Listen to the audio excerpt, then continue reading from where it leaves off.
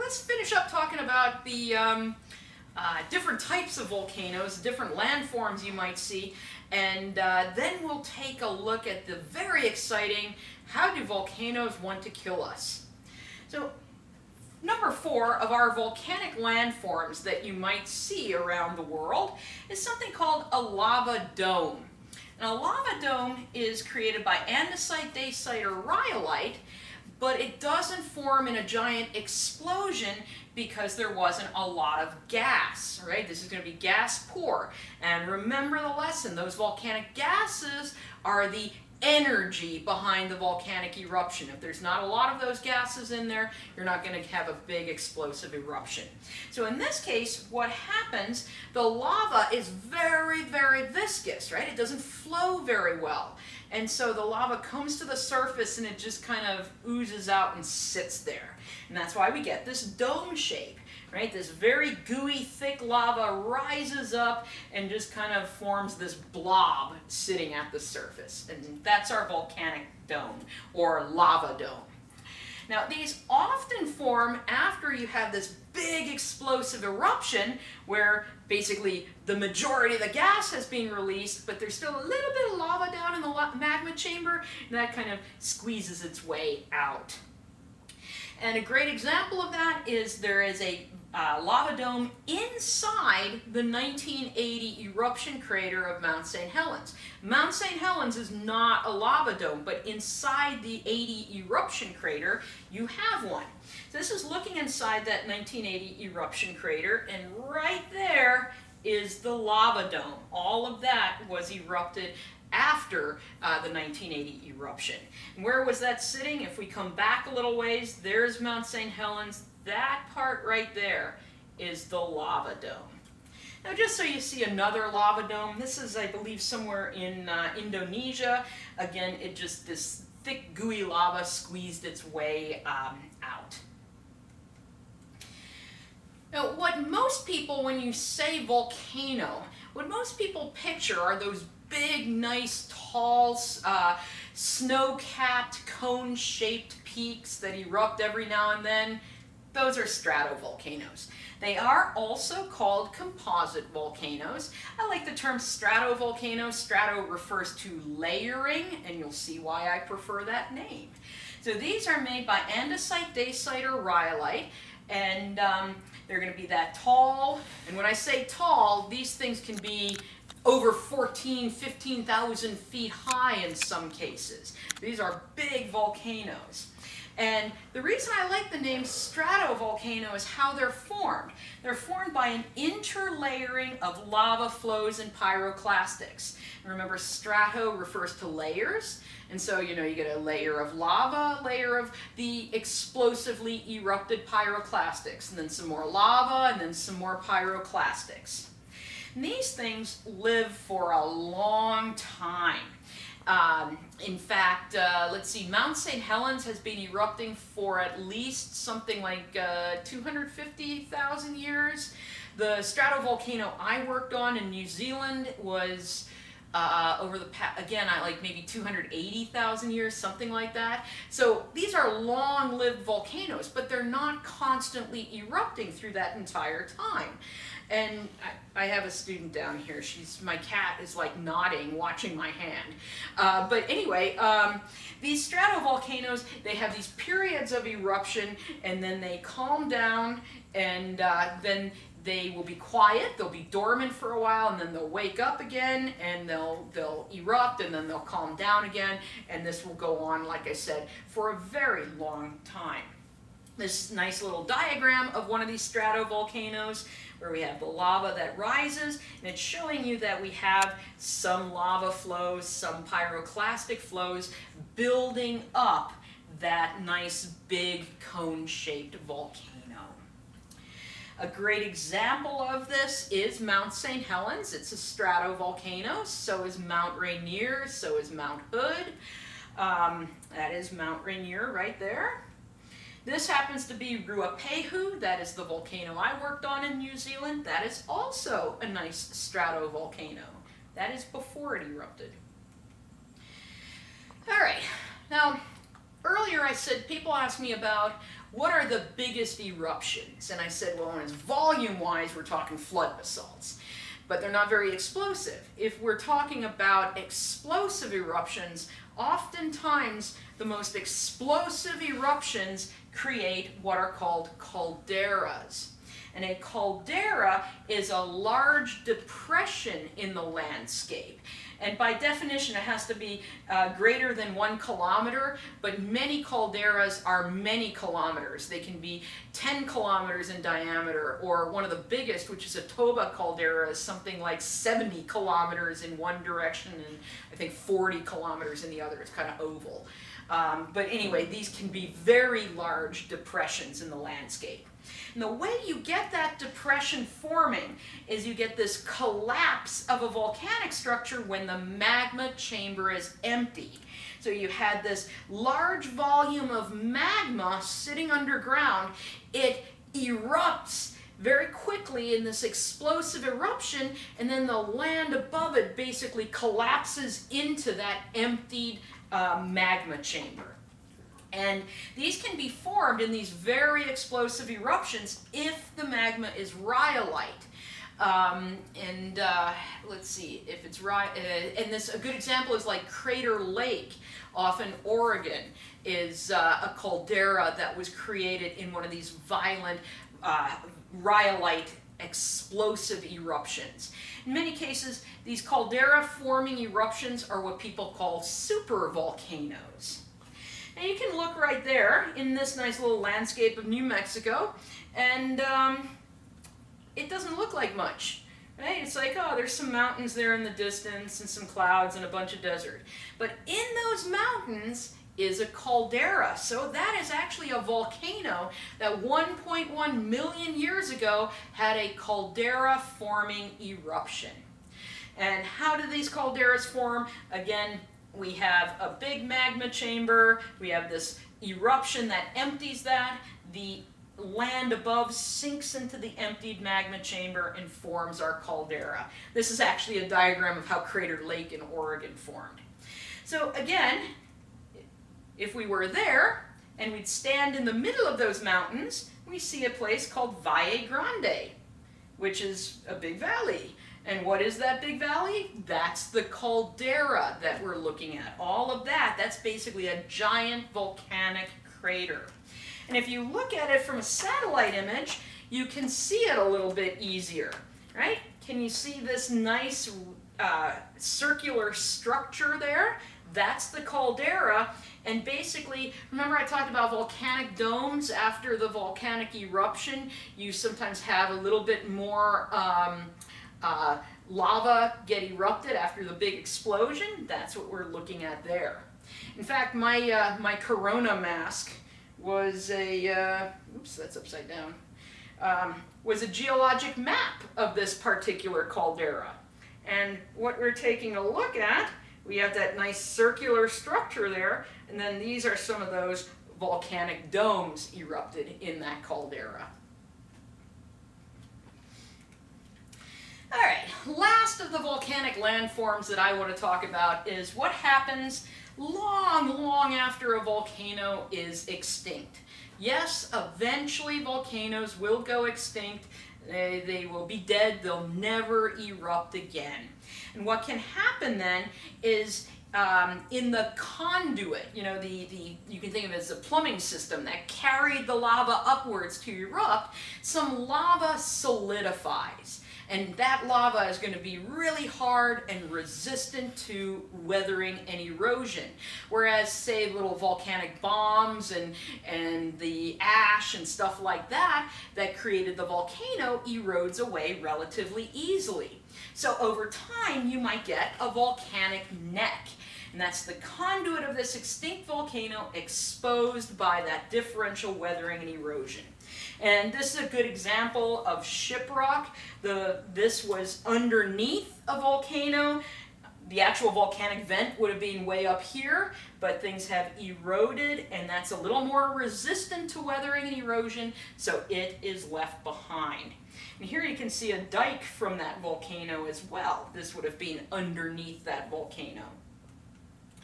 If you've ever gone to Devil's Tower in Wyoming, that's another nice example of a volcanic neck. All right, so last but not least, the things I wanted to talk about are how volcanoes want to kill you, right? So hazards associated with living near a volcano. And one of these hazards that you might think of is like lava, right? Just think about in Hawaii in 2018, we had the Lower Puna eruption where basically a whole bunch of little vents opened up and lava poured out of those vents. Well, that is hazardous, but most lava flows will advance at about 3 miles per hour. Now, there are some that are really extra scary and extra fast, but most lava flows are relatively slow. I walk faster than 3 miles an hour, and so you can actually, you don't have to outrun them, you can outwalk them. They are predictable as well. Lava is a liquid, it's going to flow downhill. And so you can kind of have a good idea of, okay, the volcano is erupting, where's the lava going to go? It's going to go downhill. It is mostly dangerous to structures, and I had to put stupid people in there because invariably some people think they can play with lava, which is a bad idea. But the reason it's mostly dangerous to structures is those things can't move. And that's why, for instance, in that Lower Puna eruption of 2018, there were several hundred houses destroyed, but there was no loss of life. Because, like I said, you can kind of figure out where the lava is going, and it's going there fairly slowly, so you can get out of the way. This is actually way back in 1986 or 89, way back in the 1980s. This was the Waha'ula Visitor Center in Hawaii, and we have lava advancing on it. That lava ended up hitting that structure. It's very hot. It ignited the wood. It burned down that visitor center. And so that's really the danger, the hazard with lava flows.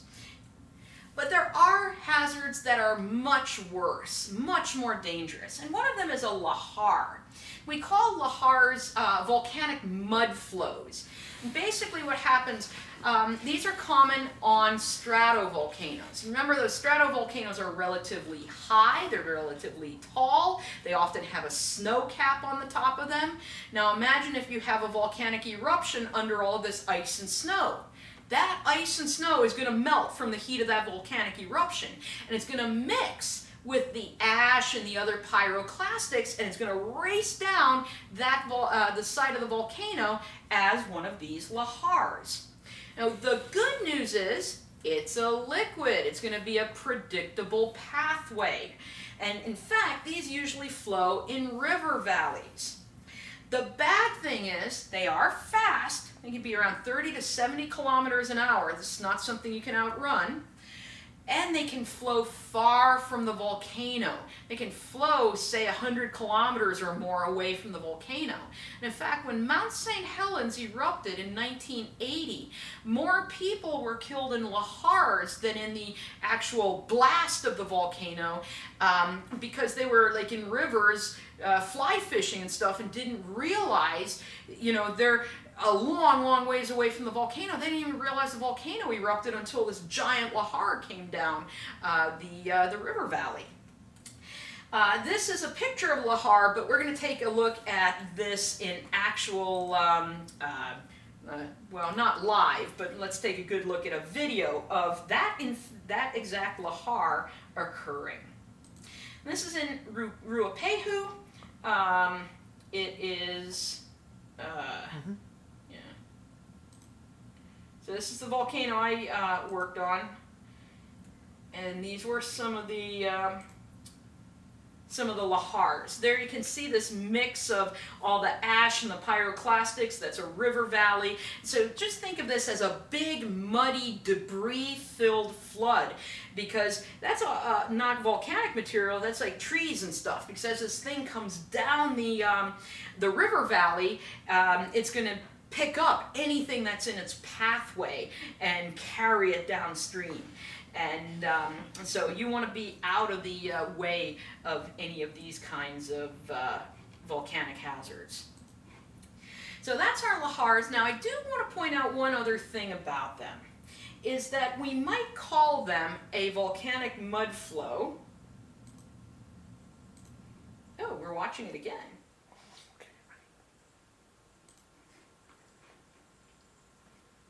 Can we go back to the PowerPoint? One other thing about these volcanic mud flows, thank you, is that while we call them mud flows, I said all kinds of other debris can get picked up in them, whether it be trees or giant boulders. Mud is, you know, we think of mud as this tiny fine-grained stuff like the ash, but there's so much power in these lahars that they can end up picking up large boulders and large pieces of rock and carrying those down the mountainside as well. So don't think that it's just fine-grained stuff. It can be, but it can be all kinds of other things that get picked up as well. Now, probably the scariest thing that can happen in a volcanic eruption is when you get one of those big volcanic explosions. And here we can see a bunch of trees that were blasted downwards in the 1980 eruption of Mount St. Helens. This is actually about 30 years after the Mount St. Helens eruption, and you can still see where the whole forest of that area got knocked down by this volcanic blast. But in addition to that explosion, you can get what's called a pyroclastic flow. And these are really the scariest things a volcano can create. And this is a turbulent cloud of hot volcanic gases and all these pyroclastics, right? The ash, the pumice, the lapilli, all just churning around in this very violently fast-moving cloud. They're very, very hot, up to 1,000 degrees Celsius. They're very, very fast, up to 450 miles per hour. They're not all that fast, but they can be. And they can travel far from the volcano. They can travel over hills. They can travel over water. Basically, when you see these gray clouds, those are pyroclastic flows, but it's so much better to see one in action.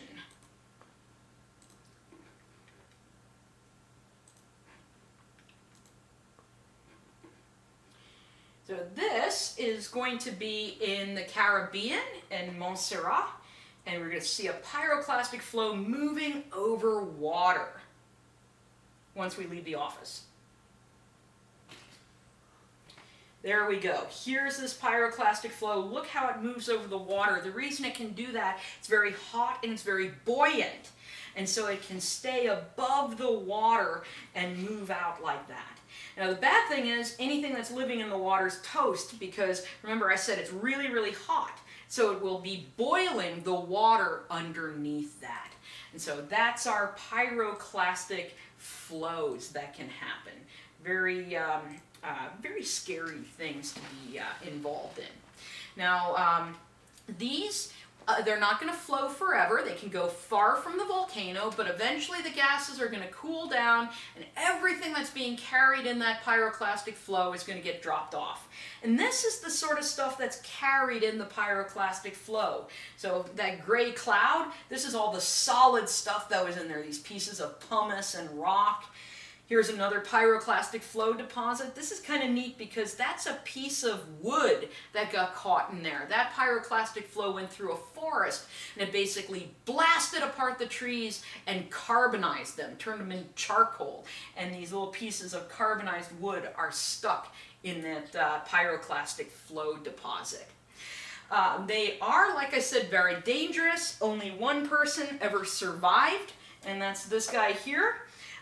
He was in Martinique in the early 1900s, like I think it's 1903, and the volcano there erupted, pyroclastic flow took out the entire town. Why did he survive? He was in jail.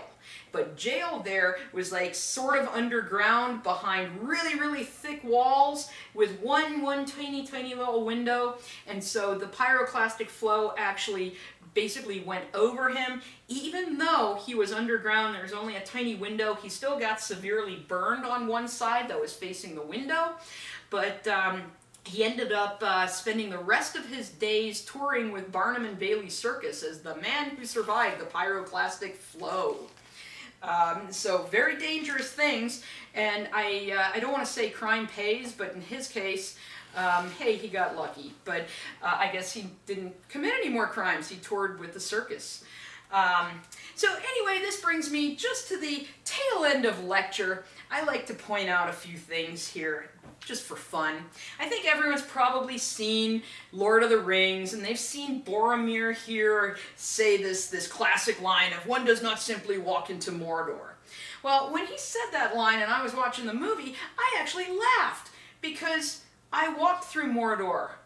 Well, okay, Mordor was filmed on the North Island of New Zealand in a place called Tongariro National Park.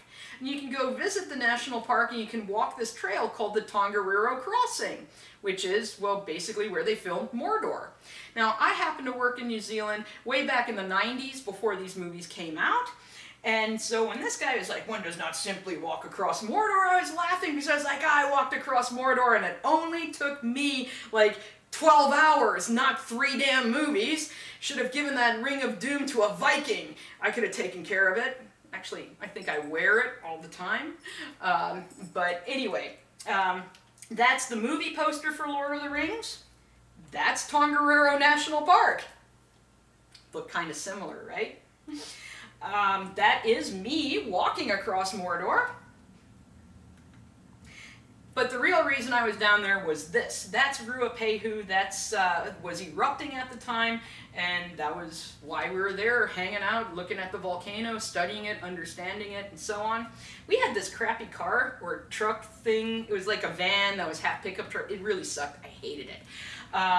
Now when I study volcanoes, because back then I was just this like lackey on the field crew. Basically, I got told like where to carry the equipment and just watch. Now I'm usually in charge, and when I'm in charge, I like studying volcanoes in style. So that's what I do these days. So I'm going to leave that as your random picture of the day, volcanoes in style.